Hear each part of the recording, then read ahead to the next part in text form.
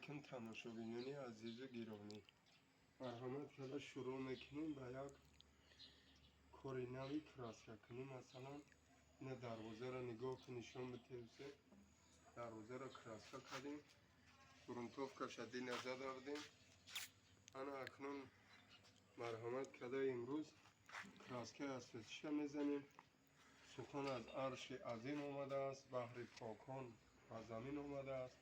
همه چی از سخن سر می شود و ای ادب تاج است از نور الهی، بینه بر سر برو هر جا که خواهی. مثال کجای میریم همون کارمون هم با ادبانه باشه، سخنوریمون هم با ادبانه باشه، مثلا معامله معاشرت هم با ادبانه باشه. در وقت کار مثال یک جا کار میریم معامله خوب داشته باشیم، رفتار خوب داشته باشیم، گفتار خوب داشته باشیم. این با ادبانه ادب تاج است از نور الهی، بینه بر سر برو هر جا که خواهی. مثلا شروع میکنیم با کراسکه کنیم. من فرچتگاه مرا میومد. مثلا این کراسکه من این خیلی این لکه بیشتر بیار نوشته جات شو بینم. انا میخیل تنش قطی مثلا شناس میشه. اگر دیدی که چشمت نمیگذره مثلا نمیده یک کامیراش میکنی یا صورت میگیری در تلفن کلان میکنی میخونی. مرحمت کده اینا میریزیم.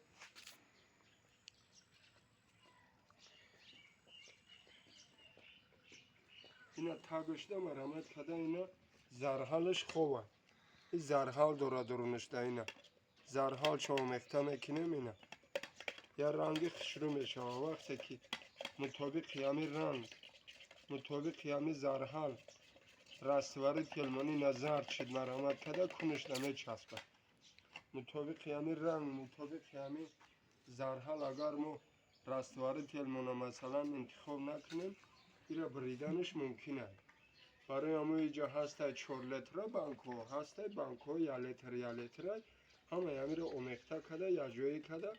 مثلا در همین سطل اومخته کردگی مونه با مثلا اومخته کردگی مونه اینا اومخته کردیم تیار کردیم مرحمت کده میریزیم.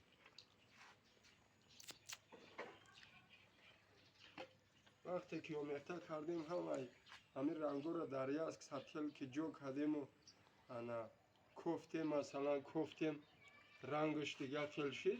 اینا مثلا دیدین اینا یک خیل میشه و رنگش. وقتی کوفتیم اومخته کردیم همین در یک انا سطل جو کرده میشه و یک خیل کوفته میشه و یک